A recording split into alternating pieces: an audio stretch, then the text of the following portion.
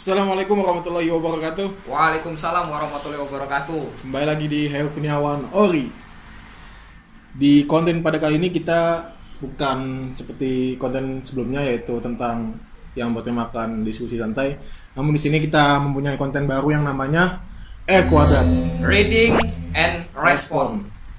Yang mana konten ini dari salah satu kami ada yang membaca dan ada yang merespon dari salah satu berita yang hot atau yang aktual pada saat ini. Ya, kita langsung baca beritanya aja ya. Ini dari Detik News. detiknews.com news.detik.com tentang ajukan pra-peradilan, pengacara nilai status tersangka HRS tidak sah. Nah, menurut berita ini, tim advokasi Habib Rizik Syihab atau HRS telah resmi mendaftarkan permohonan pra-peradilan ke Pengadilan Negeri Jakarta Selatan. Pengacara mengajukan pra-peradilan atas penetapan status tersangka HRS. Nah, pada intinya pengacara Habib Rizik ini bilang bahwa yang mana status Wakil Sekretaris Umum FPI yaitu Aziz Yanuar mengatakan pihaknya resmi mendaftarkan permohonan pra-peradilan dan penetapan tersangka dan penahanan HRS. Pengajuan pra-peradilan telah dilaksanakan pada hari ini. Yang mana kalau konten pada hari ini berarti kemarin didaftarkannya. Pengajuannya bukan didaftarkannya. Telah dilaksanakan kemarin di Pengadilan Negeri Jakarta Selatan. Nah, ini bagaimana nih respon Anda terhadap berita ini? Respon saya terhadap berita ini ialah karena kan kita tahu sendiri bahwasanya kasus daripada HRS itu menumpuk ya sebenarnya. Ya. Menumpuk dari kasus-kasus yang dulu sebenarnya kan, cuma ya sudah ibaratnya ya lupain lah masa lalu. Sekarang muncul lagi yang namanya kasus baru. Yang kemarin itu katanya yang lagi hot-hotnya itu pengumpulan massa ya, kalau tidak salah. Melanggar protokol kesehatan Ya itu, pengumpulan massa, acara, ada suatu diadakan acara sehingga melanggar yang namanya protokol kesehatan dan langsung dibawa ke mana? Mabes Polri ya, kalau tidak salah ya. Ya itu kan. Polda Metro Jaya. Ini kan bahwasanya ini kan sudah mencakup yang namanya bahasanya tidak mengakui kesalahan. Sedangkan kesalahannya itu buktinya sudah nyata. Sudah ibaratnya yang kemarin itu melanggar yang namanya protokol kesehatan. Lah itu kan sudah nyata. Masalah baru lagi yang dibuat oleh HRS. Ya kan? Iya. Ibaratnya beliau tuh baru pulang dari tanah suci lah. Yang katanya sih ya gitulah. Terus kembali ke Indonesia. Nah, ke Indonesia bukannya apa, malah membuat yang namanya masalah baru. Sedangkan siapa ini sebelumnya Wakil Sekretaris Umum FPI yang berinisial AY sendiri mengatakan pihaknya resmi mendaftarkan permohonan pra-peradilan atas penetapan tersangka dan penahanan HRS sendiri. Sebab kenapa didaftarkan? Karena kan dari Mabes Polri sendiri sudah mengantongi banyak barang bukti. Ya namanya pengacara yang kita tahu pembela gitu.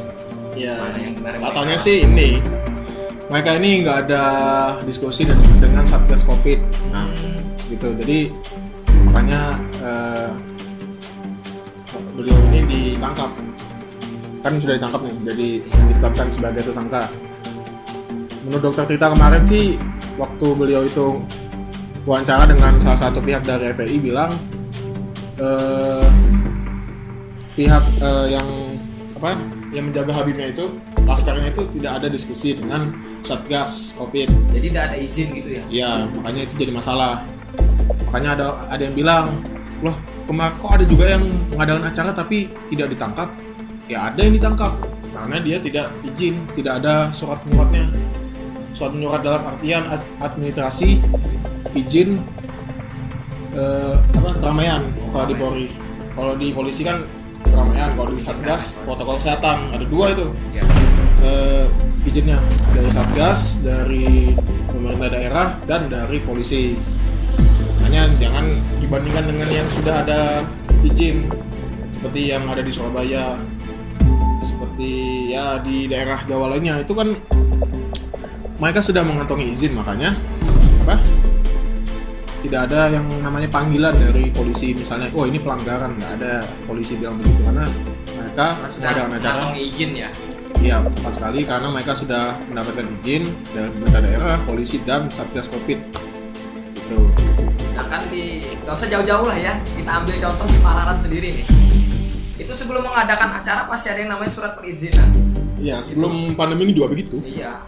Jadi kan orang itu tahu bahwasanya ini loh, rame-rame sudah ada izin.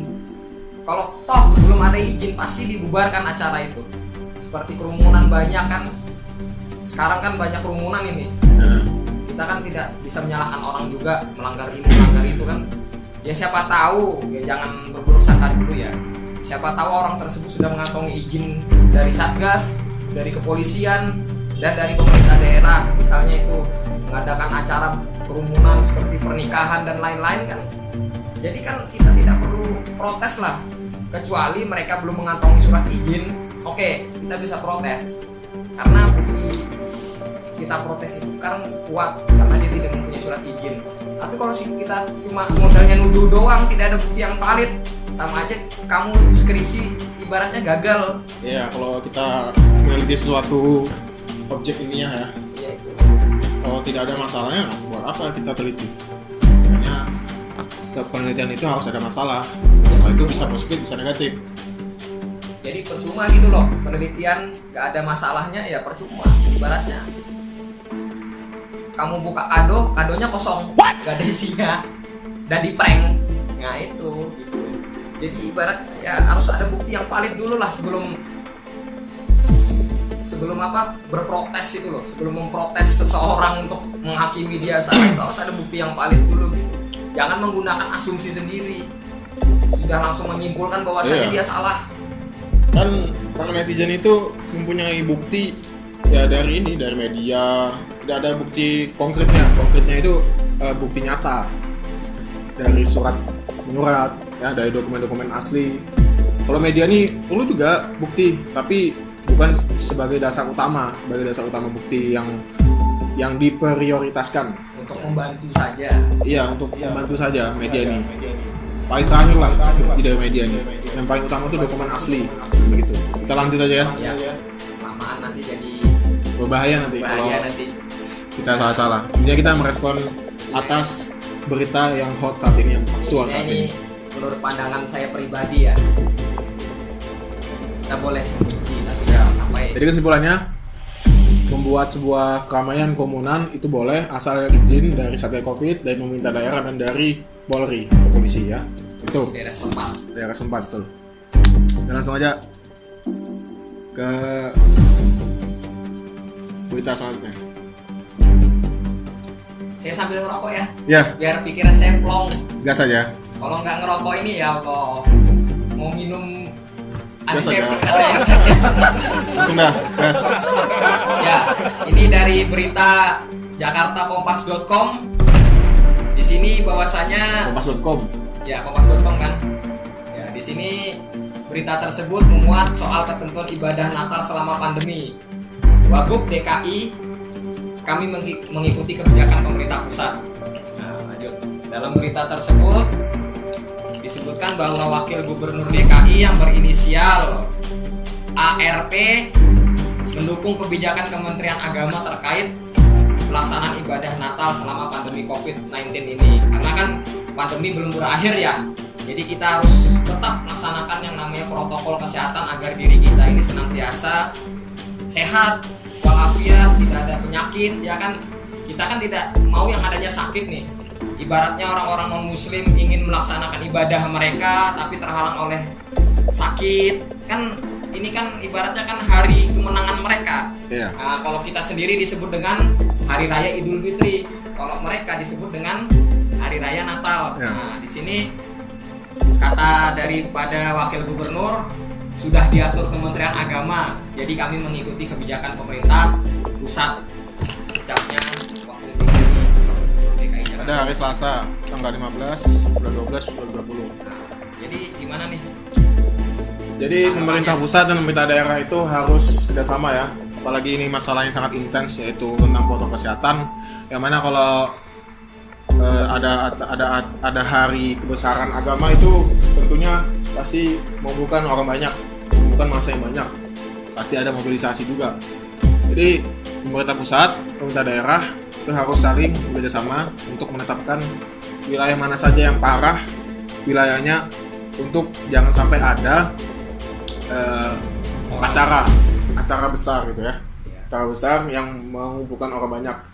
Kalau di rumah-rumah saja itu tidak masalah ya bagi saya, bagi pemerintah juga mungkin kalau acaranya di rumah saja mengundang keluarga ya itu tidak masalah, it's no problem. Dan kalau misalnya acaranya itu besar ya, pesta akbar, mengundang seluruh orang yang mana kita tidak tahu apakah orang tersebut Membawa virus penyakit atau tidak. ya, membawa penyakit atau tidak, reaktif atau tidak, itu kita tidak tahu. Karena sebuah acara itu tidak ada persyaratan yang mana kita harus rapid test atau swab test, kecuali kita mau lakukan sebuah penerbangan ke salah satu wilayah, ke suatu wilayah. Nah itu baru ada rapid test sama swab ya.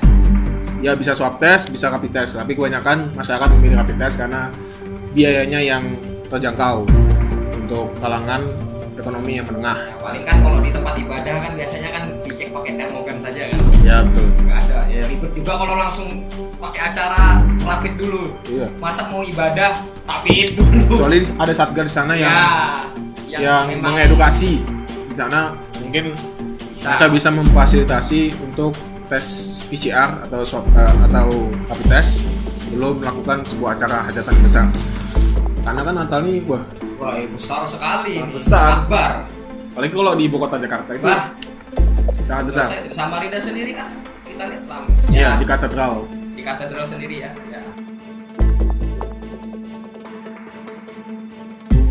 Menghormati kegiatan-kegiatan mereka di katedral maupun di gereja atau di rumah pribadi. Jangan sampai kita usik mereka. Iya. Kita tidak pernah mengusik. Dia juga tidak mau pernah mengusik kita gitu ya kan. Ya. Kata Habib Ja'far, mayoritas dan minoritas itu jangan sampai lagi ada terucap di omongan kita.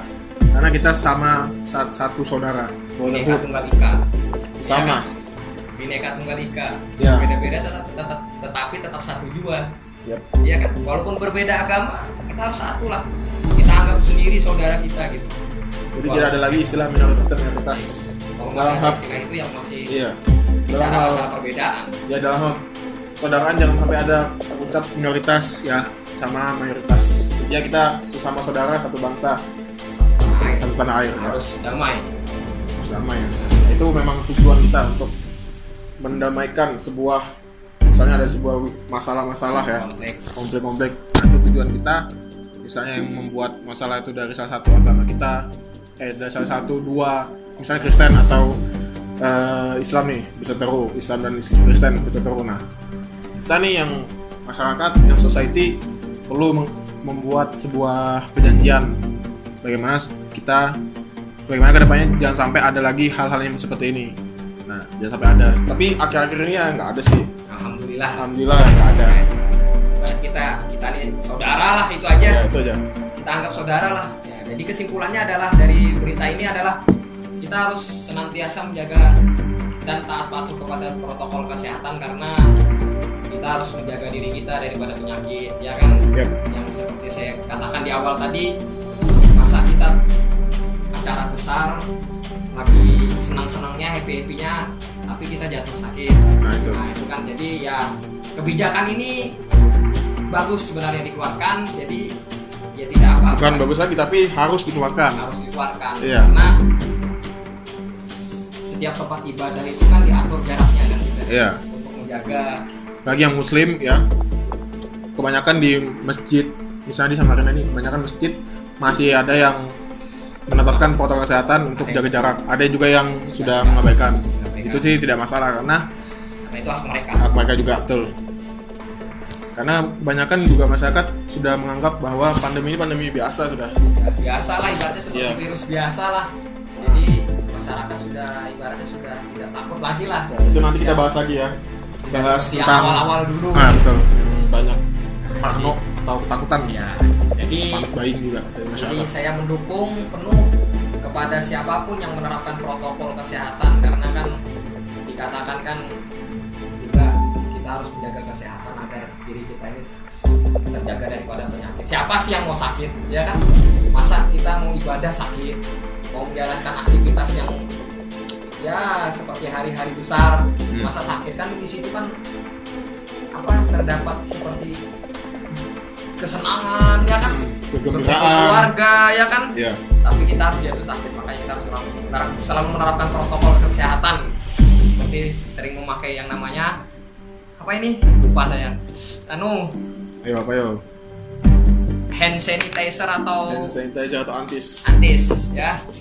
Jadi kita selalu pakai ini kemanapun habis bersalaman dengan orang, bukan tujuannya berlebihan ya, ini cara kita menjaga. Nah, itu dari saya.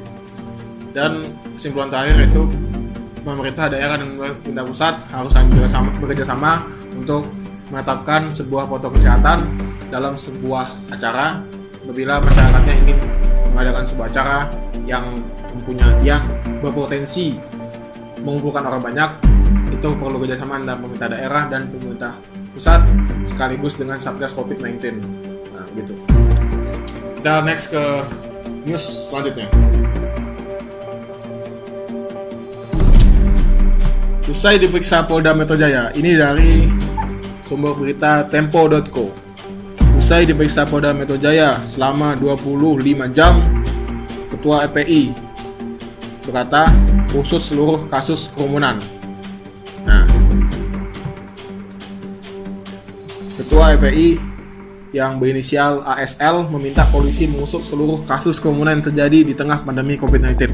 Hal itu disampaikan usai menjalani pemeriksaan selama 25 jam lebih di Direktorat Reserse Kriminal Umum Polda Metro Jaya yang bertempatan di Jakarta Selatan ya, terkait kerumunan di Petamburan pertengahan November lalu. Nah, ini kan sudah kita bahas sebenarnya bahwa protokol kesehatan itu bahwa acara itu harus mengantongi izin dari pemerintah daerah dan Satgas Covid untuk menerapkan yang namanya protokol kesehatan, yaitu 3M, menjaga jarak sih sebenarnya sudah diabaikan ya, oleh seluruh sudah elemen masyarakat. Iya, sudah tidak ibaratnya sudah masa bodoh lah. Jadi kalau asumsi saya 2M aja, Iya, mencuci itu. tangan dan menjaga kesehatan, itu aja. Kalau menjaga jarak ya kita tidak bisa lagi sudah Bisa dielakkan lagi dah. ya untuk memerintahkan bahwa ayo jaga jarak, tidak bisa diharapkan lagi sudah. Karena sudah diabaikan oleh elemen masyarakat dan juga pejabat publik. Iya itu. Sebenarnya Yang dia yang menyuruh, Iya. tapi dia juga yang melanggarnya. Itu kan aneh. Iya, karena kan kita lihat mereka itu ada foto bersama. Tidak menggunakan jarak, Iya. katanya harus menjaga jarak. Itu. Nah, ada juga yang tidak memakai masker bahkan. Nah, Itu kan jadi pertanyaan sebenarnya, ya kan? Ayo kita bersama-sama menjaga kesehatan agar diri kita terhindar dari COVID. Sekalinya pejabat publik juga kena COVID, ya kan? Itulah. Jadi ibaratnya kalau harus bisa memerintah juga harus bisa memberi contoh. iya. Sedangkan pejabat yang ada itu kan contoh buat kita gitu loh. Oh, contoh menjaga jarak begini, ya kan? Karena mereka yang memerintahkan kita untuk menerapkan yang namanya protokol kesehatan seperti memakai masker, ya kan? Mereka kan sering bilang tuh di sambutan untuk seluruh masyarakat, kita tetap tenang, tetap menjaga protokol kesehatan, jaga jarak, jaga imunitas, herd immunity. Nah, itu kan sering mereka begitu, tapi nyatanya Apa? Nol. bukan nol sih. Sebenarnya ada misleading sih dari berita juga, Iya sih. dari media yang mana seharusnya ya kalau mereka foto bersama nggak usah dipublikasi, Iya. itu aja, cukup Dilihat sendiri-sendiri di lah. WhatsApp pribadi aja lah. Iya. Kalau di Instagram kan banyak orang lihat karena followersnya Dunia. banyak. Iya, seluruh Indonesia bahkan. Dunia tuh mungkin nggak terlalu sih, tapi kalau dunia presiden, kalau misalnya gubernur, wali kota, DPR, Pemerintah pemerintah pusat dan pemerintah daerah itu kan Wilayah tertentu aja yang punya followersnya gitu loh, yang nggak bisa di Instagram. Itu kan misalnya di daerah Samarinda yang misalnya gubernur nih atau bersama kan, Iya, nggak pakai sama. masker misalkan. nggak pakai masker. Nah itu pasti dihujat sama netizen. Iya di pasti.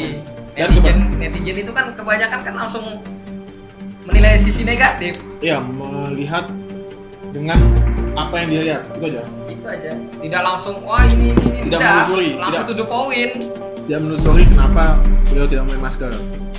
Padahal sebelumnya pakai masker, tapi beliau Nah, mungkin untuk berfoto aja kan. ya hanya untuk berfoto saja supaya kelihatan Masker senyumnya wajib. lah ya kan. Iya. Masa kalau pakai masker mau kelihatan senyum kayak apa? Iya, itu. Mau kelihatan merengut kayak apa? Kita tidak bisa membedakan antara senang dan susah kalau pakai masker. Jadi untuk jaga jarak itu sebenarnya sudah kata dokter kita sudah munafik lah.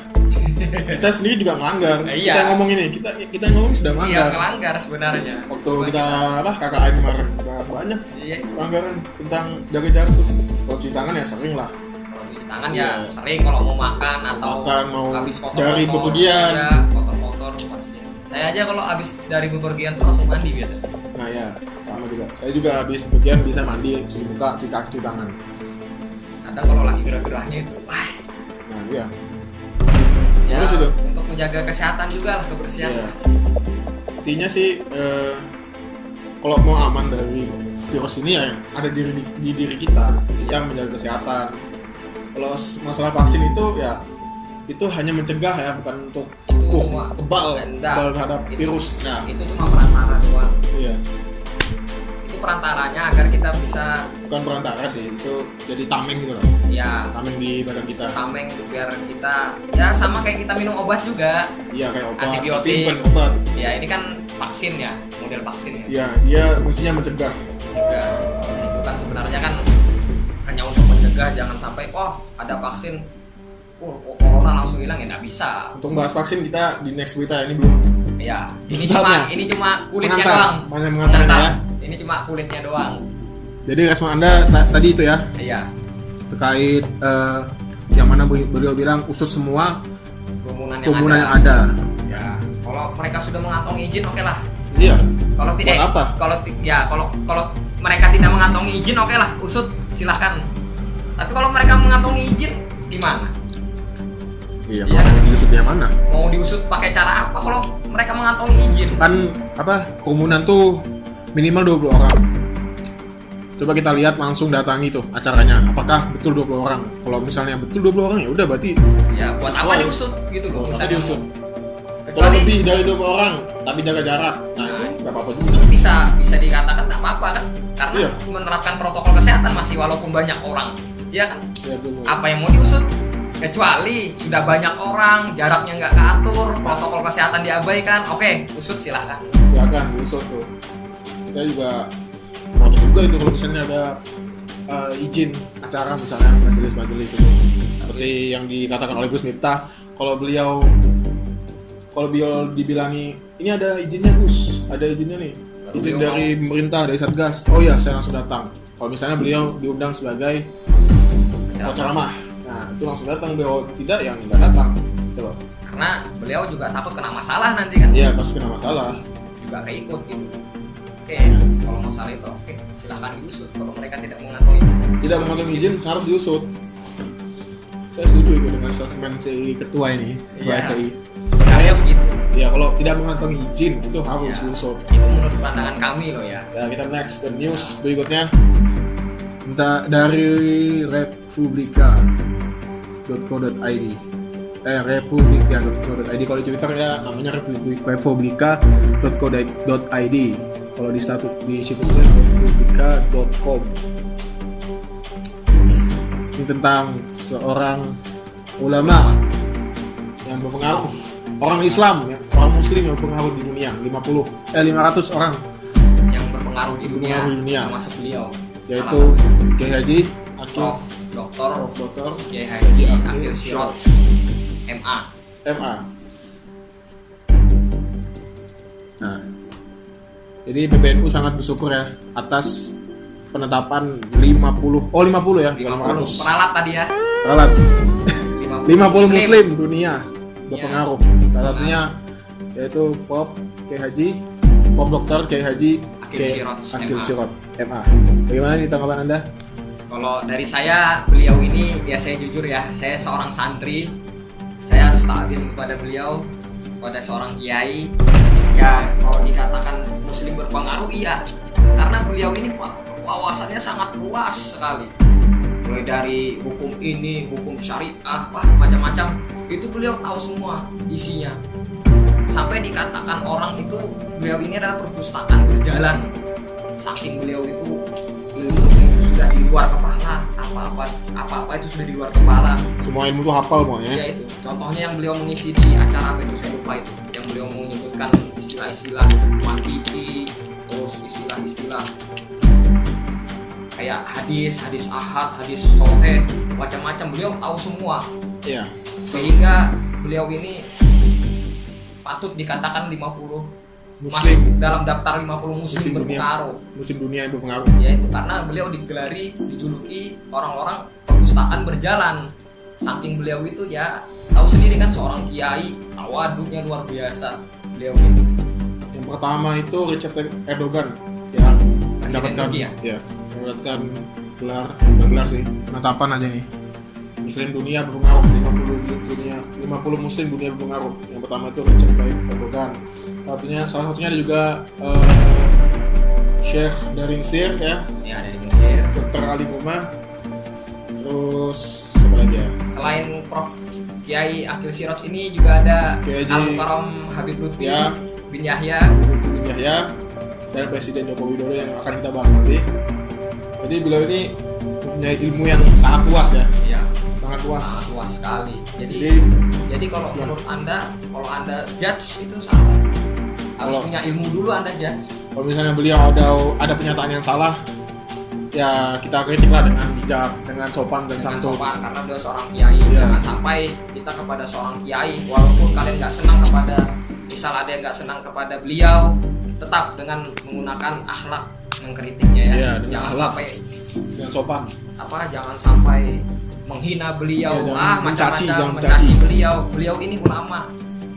Jadi kalian nggak takut menghina seorang ulama, nanti akan diminta pertanggungjawaban yang maha kuasa gitu loh. Jadi beliau ini seorang kiai, ya kita wajib ta'zim lah. Ibaratnya kalau gelarnya kiai wajib kita hormati, tapi kalau perilakunya oke lah, bisa kita bisa tidak kita terima, bisa pandangan tidak tidak terima. tidak sepandangan oke.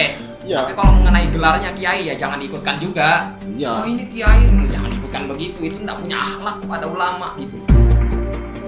Kalau kita tidak sependapat dengan beliau, jangan dicaci. Karena berbeda pendapat itu bukan berarti membenci. Ya itu betul sekali. Itu yang harus perlu saya tekankan ya. Berbeda pendapat bukan berarti membenci. Apabila Anda netizen, apabila Anda tidak sependapat dengan beliau ya, Kiai Akil Sirot, ya sampaikanlah dengan bijak, Kritiklah dengan bijak, dengan sopan, sopan. dengan santun. Jangan langsung mencaci-caci. Itu bukti bahwa Anda tidak dewasa dan berpikir. Dan dianggap orang tidak berpendidikan. Iya. Walaupun Anda S1 sudah, S2, Kalau Anda, S3. Makanya kalau Anda berstatement dengan mencaci, itu pasti ada debat gitu, debat kusir yang mana tidak ada ujungnya nanti. Ya, sedangkan katanya jauhilah debat ini, sedangkan kalian sendiri aja senang debat masih. Iya. Yang mulai perdebatan itu siapa? Jadi ya ibaratnya ya, kalau mau mengkritik beliau, saran saya ilmu kalian harus lebih daripada beliau. Pengetahuan agama. Atau minimal setara lah, kalau bisa. Kalau bisa lebih tinggi daripada beliau. Ya, kalau mau mengoreksi ilmu beliau, kalau statement nggak apa-apa. Kalau ilmu beliau harus lebih tinggi dulu jabatan Anda. Kalau terkait penyataan ya, oke. Kritik dengan membangun. Ya atas wawasan Anda sendiri ya, yang punya wawasan Anda sendiri kan? Ya, karena berpikir Anda sendiri bukan saya. Jadi ya gimana ya? Banyak sih yang mungkin. Ya, kritik dengan mencaci itu sih. Mencaci itu banyak salah pada beliau. Ya, tapi beliau ya namanya seorang ulama, yang namanya seorang ulama apabila dihujat, apabila dibenci, ya udah berdiam diri. Makin mendekatkan diri kepada yang kuasa, bukan malahnya kesana kemari nggak jelas. Beliau ini sempat sakit ya, tapi alhamdulillah kemarin sudah mulai membaik lah Ya, kan beliau. membaik. Ya kita doakan beliau semoga sehat selalu walafiat lah dalam memimpin yang namanya organisasi PBNU. Ya, kita next ke berita selanjutnya. Ya ini dari sumbernya dari Kumparan, yaitu beritanya tentang vaksinisasi corona secara massal akan segera dilakukan. Sebanyak 30% warga akan dapat vaksin gratis. Sisanya harus bayar sendiri. Ya nggak ada, gratis terus. Nggak bisa, itu cuma mungkin ya uji coba dulu lah ya kan. Iya kan, sekarang ini vaksin lagi diuji klinis dan harus dilabelin BPOM. Ada 2 nih, uji klinis ketiga dan harus dilisensi oleh BPOM. Badan Pengawas Obat dan Makanan. Nah betul, itu kepanjangannya. Kalau misalnya sudah ada izin Dapat BPOM, itu di uji klinis ketiga dulu, terus dapat label BPOM, baru bisa dipakai ya secara masif. Dan didistribusikan ke rumah sakit. Iya, di seluruh fasilitas kesehatan yang ada di Indonesia. Nah, apakah vaksinnya gratis? Kita belum tahu gratis atau tidak. Katanya ada yang gratis, ada yang bayar. Kalau misalnya bayar, berarti itu hak masing-masing dari kita, boleh divaksin atau tidak. Kalau misalnya gratis, kemungkinan wajib divaksin kita ini. Iya. Kita ini perlu divaksin. Dan garda terdepan yang harus divaksin itu adalah nakes, ya, petugas nakes, tenaga kesehatan. Karena mereka lah yang berjibaku untuk berjuang untuk melawan virus ini sendiri. Ya, dari awal tahun. Dari awal penyebaran COVID sendiri ya di Indonesia ya. Jadi ini kata ahli wabah UI namanya Pandu Riono menilai seharusnya vaksin untuk menembus corona memakai jalur subsidi. Menurutnya vaksin adalah hak seluruh masyarakat. Vaksin itu kesehatan publik. Hak rakyat Indonesia agar akses vaksin dengan gratis, kata Pandu dalam akun Twitternya. Betul, saya tadi bilang kalau misalnya vaksin ini kalau vaksin ini gratis, berarti ada kewajiban untuk divaksin. Kalau vaksin ini dibayar, ya hak sendiri lah. Bukan kalau bayar, ya hak sendiri. Hak individu. Hak individu mau divaksin atau tidak. Karena kalau sudah divaksin, itu sudah dikatakan kita sudah herd immunity. Ada tameng dah. Penambahan tameng di diri kita. Selain menjaga kesehatan atau yang bisa dikatakan menjaga imunitas tubuh. Ya, betul. Ya, kita langsung next berita. Nah, jadi kalau masalah yang tadi, kalau saya tanggapi ya saja sih ada ibaratnya sudah ada kayak misalnya antibiotik, Ya. menjaga diri kita lebih kuat agar tidak mudah terkena yang namanya virus ini kan. Karena kan virus ini sendiri kan penyebarannya bersentuhan saja, atau lagi misalnya jauhkan bala, naudzubillah min dzalik, misalnya saya sudah dianggap reaktif, otomatis teman saya juga diperiksa. Itu yang sering bertemu dengan dia, iya, itu ya. juga akan kena nanti. Nah itulah bahayanya penyakit ini, beda dari penyakit lainnya. Nah itu Gitu. Yuk, next ke berita selanjutnya dari fifa.co.id. Pak Jokowi menempati posisi 12 tokoh muslim berpengaruh di dunia. Presiden Jokowi kembali masuk. Sebelumnya beliau juga masuk waktu di periode awal ya, di 2009-2014. ya, itu sempat ada berita beliau Masuk juga ya. Ini beliau bertempatan diposisikan di urutan ke-12. Jadi naik dibandingkan sebelumnya. Jadi kita sebagai rakyat Indonesia mengapresiasi atas bangga lah atas Iya. pemimpin kita juga masuk dalam tokoh 50 muslim berpengaruh ya. di dunia ya. Karena beliau sering ini melakukan hubungan diplomatik dengan negara-negara di Timur Tengah seperti Turki, walaupun Turki masuknya di Eropa, tapi Turki juga bekerja sama dengan negara di Timur Tengah seperti Kuwait dan Arab Saudi. Nah, walaupun ada sekat-sekat di antaranya atau ada gap di antara negara-negara Timur Tengah dengan Turki. Yang mana Turki ini kan masuk ke Eropa, Ya. tapi kebanyakan mereka melakukan hubungan diplomatis dengan negara-negara di Timur Tengah. Yang mana presidennya yaitu yang Recep Tayyip Erdogan yang menempati nomor satu ya. ya, nomor satu tokoh muslim di dunia. Jadi beliau ini, Pak Jokowi sebelumnya berada di bawah urutan 12, kemudian naik sekarang di urutan ke-12. Dan next ke berita selanjutnya.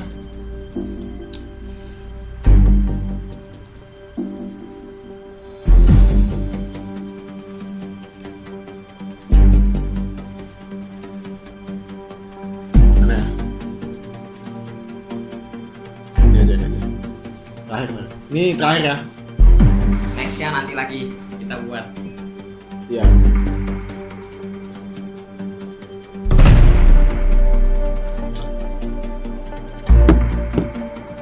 Ini beritanya dari media Indonesia. Selasa 15 Desember 2020 pukul 10.56 waktu Indonesia Barat. Tidak diperlakukan istimewa. RS makan nasi cadong di tahanan. Nasi cadong itu apa sih? Nasi aking kah? Kurang tahu ya. Soalnya saya bilang Nanti diedit aja, kita searching di Google. Nanti saya edit apa nasi cadong itu. Nama kata lainnya.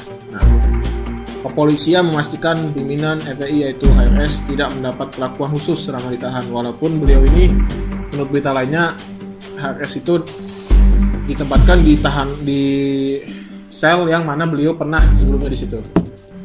Jadi Yusri ini nggak tahu siapa yang bilang bahwa polisi rutin mengawasi gizi dan keamanan nasi cadong sehingga kebutuhan gizi, vitamin serta kalori mencukupi. Tes kesehatan juga kita lakukan setiap hari, ujar Yusri. kita tidak pernah melihat di sel itu seperti apa. Jadi jangan langsung menjudge bahwasanya sel itu buruk, makanannya juga buruk. Ya jangan sampai. Buktinya di sel itu ada orang yang mau bertobat, Betul. hidayahnya dibuka. Ada yang mau menghafal Al-Quran, ada yang mau mengaji. Nah itu, ya kan. Jadi kita jangan langsung berasumsi bahwasanya di sel itu buruk. Bukan, jangan seperti itu. Apalagi di rutan. Di rutan itu kalau ada programnya, ada itu program buat tahanan untuk ngaji, majelisan, ada sebenarnya. Iya, Cuma kita nggak tahu. Kegiatan keagamannya ada pasti. Walaupun non-muslim juga ada. Muslim juga Jadi ada. kita jangan langsung berasumsi menjudge bahwasanya tempat itu ada tempat kotor. Gitu. Nggak bisa kita menjudge seperti itu. Bisa jadi mereka yang berkelakuan buruk dari lubuk hati yang paling dalam mengucapkan istighfar, diterima taubatnya dan menjadi berubah, derajatnya lebih tinggi daripada kita yang sering ke masjid. Iya kan? Sebenarnya beliau ini HRS juga dibekali oleh istrinya pagi dan sore. Jadi dibekali makanan juga, tambahan nutrisi dari istrinya. Ya, Pada saat membesuk beliau istrinya ini. Jadi sebenarnya beliau ini sudah mencukupi nutrisinya, segala kebutuhan Ya. asupan gizi tiap harinya itu konsumsi mencukupi, sangat mencukup dan tidak steril lah. Intinya itu steril, makanan itu harus steril dan jangan sampai makanan itu tidak steril. Itu yang membuat kesehatan menurun dan imunitas turun. Intinya kita dengar kabar daripada beliau sendiri sehat-sehat aja. Iya, saya sadar. Ya itulah, netizen ini kan kadang langsung menganggap Iya. salah. Ya, Biasanya ada nih netizen bilang gitu, ih apa ini kok Habib masa dikasih makanan yang gak enak? nggak bisa begitu. Kita kan menyesuaikan tempat. Ini kan berita, belum tahu nanti di Tahu nyatanya. di kenyataannya, di dunia nyatanya itu Iya bagaimana? di selnya, siapa tahu kan pizza beliau kan? Iya, siapa Atau tahu nasi makan goreng. nasi goreng ikan asin.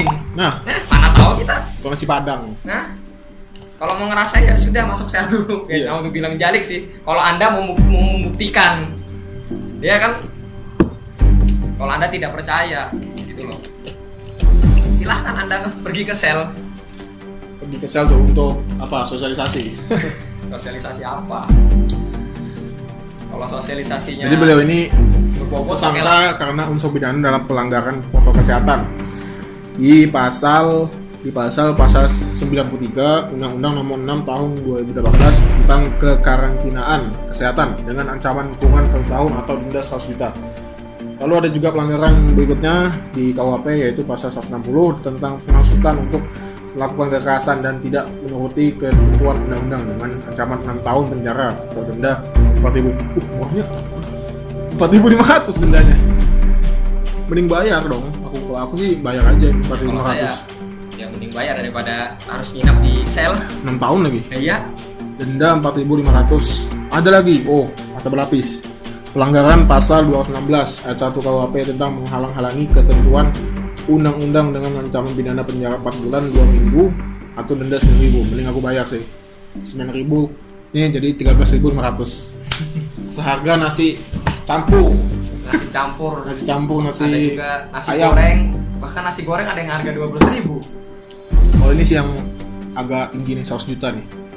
Ya kalau itu Sepertinya beliau ini kurungannya 1 tahun aja, karena ini bisa dibiayain 4.500 penunggu. Ya, karena jadi kan negara kita kan negara hukum, ya, mana hukum harus ditegakkan. betul sekali. Kita negara demokrasi, namun demokrasinya tidak jelas. Seluruh orang yang mengkritik tentang kebijakan banyak yang dilaporkan dan berakhir di jeruji. Itulah alur ceritanya. Sebenarnya beliau ini nggak perlu lah masuk penjara, perlu diedukasi aja. Iya, sebenarnya Itu aja. dimotivasi lagi. Ya, dikasih edukasi tentang protokol kesehatan, tentang ini apa, tentang Undang-undang. ya undang-undang yang mana beliau ini melakukan menghalang-halangi ketentuan undang-undang, kemudian penghasutan untuk melakukan kekerasan atau biasa disebut provokasi. Nah itu juga itu bahaya. Itu yang bahaya. Provokasi sebenarnya yang bahasa provokasi itu yang paling bahaya sebenarnya. Ibaratnya mengajak orang untuk ini, menghasut orang untuk ini ya. Untuk melakukan tindak kekerasan, ya kan? Iya. Misalnya nih saya provokasi teman saya, karena kamu bakar rumahnya itu. Nah itu kan melakukan tindak kekerasan. Walaupun si yang kamu suruh itu tidak mempunyai hasad benci dengan Orang tersebut. dia. Tapi kita provokasi terus orang itu. Provokasi terus biar dia melakukan tindakan tersebut. Padahal yang benci kita, bukan dia. Cuma kita Kita- mengkambing hitamkan orang. Bukan. Kita Menumbalkan mengikut menanamkan rasa benci ke teman kita. Menularkan virus benci. Iya. Seperti lagu Dewa 19. Ya. Virus cinta, itulah obat dari virus benci. Ya kan? Virus Iya. cinta adalah obat dari virus benci. Jadi kita harus cinta lah kepada orang-orang, walaupun itu orang lain, walaupun itu tetangga kita, jauh dekat.